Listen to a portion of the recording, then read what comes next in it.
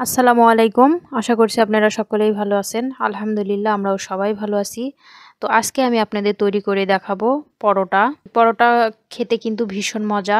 শুরুতেই আমি এখানে ময়দা নিয়ে নিচ্ছি। ময়দা বা আটা দুটার ভিতরে যে কোনো একটা নিলেই হবে। আমি ময়দা এখানে ৩ কাপ নিয়ে নিয়েছি। আর সাথে দিয়ে দিয়েছি সামান্য একটু লবণ, ২ চা চামচ চিনি আর ১ চা চামচ বেকিং পাউডার।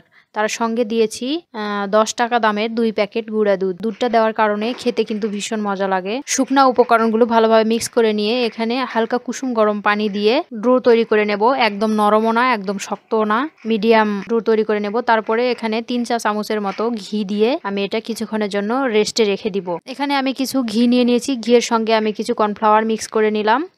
কর্নফ্লাওয়ার আর ঘি একসঙ্গে মিক্স করে আমি পরোটার ভিতরে যে লেয়ারটা তৈরি করব, ভিতরটা অনেক সুন্দর সফট আর উপরটা অনেক সুন্দর মসমসে হয়। পরোটাটা খেতেও ভীষণ মজা লাগে। আপনারা চাইলে ঘি হাতের কাছে না থাকলে রান্নার রেগুলার সয়াবিন তেল দিয়েও এটা তৈরি করে নিতে পারবেন। তো তারপর এখান থেকে আমি এই ডোটা দেখেন কিছুক্ষণ রেস্টে রাখার পর অনেক সুন্দর সফট হয়ে গেছে।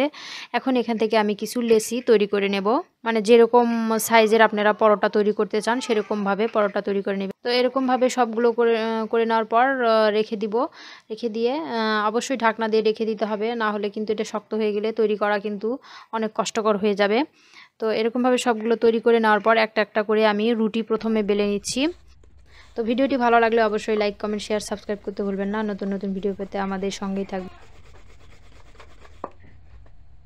আগে থেকে যে মিশ্রণটা আমি রেখে দিয়েছিলাম, যে কর্নফ্লাওয়ার আর ঘি একসঙ্গে মিক্স করে যেটা রেখে দিয়েছিলাম, সেটাই আমি রুটির উপরে সুন্দরভাবে ব্রাশ করে, আপনারা চাইলে ব্রাশ বা আমি হাতের সাহায্যে উপরে রুটির উপরে সুন্দরভাবে ইয়ে করে নিলাম। তো এখন এটা আমি আপনারা এই যে দেখতেই পাচ্ছেন, এটা দেখে বুঝে নিতে হবে, বলার কিছু নাই। তো এরকমভাবে সবগুলো আবারও তৈরি করে নেব। তৈরি করে নেওয়ার পর তো এইভাবে আমি সুন্দরভাবে তৈরি করে নেওয়ার পর এটা কিছু সময়ের জন্য রেখে দিচ্ছি। কিছু সময়ের জন্য রাখার দরকার নেই, এটা আপনারা সঙ্গে সঙ্গে তৈরি করেই নিতে পারেন। আমি কিছু সময়ের জন্য রেখে দিচ্ছি আর কি। তো তারপর আবার আমি এটা গোল সাইজের পরোটা তৈরি করে নিলাম। আমি আবারও পরোটা রুটির মতো করে আমি পরোটাটা তৈরি করে নিচ্ছি। আপনারা চাইলে চারকোনা বা যে কোনো সাইজের পরোটা তৈরি করতে পারেন। আমি এরকমভাবেই তৈরি করলাম আর কি।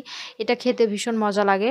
তো আপনারা চাইলে তেল দিয়ে বা ঘি দিয়ে এটা তৈরি করে নিতে পারেন। চুলাটা অন করে দিয়েছি আর চুলাতে একটা তাওয়া বসিয়ে দিয়েছি। তাওয়াটা হালকা একটু গরম হয়ে গেলে আমি একটা পরোটা দিয়ে দিলাম।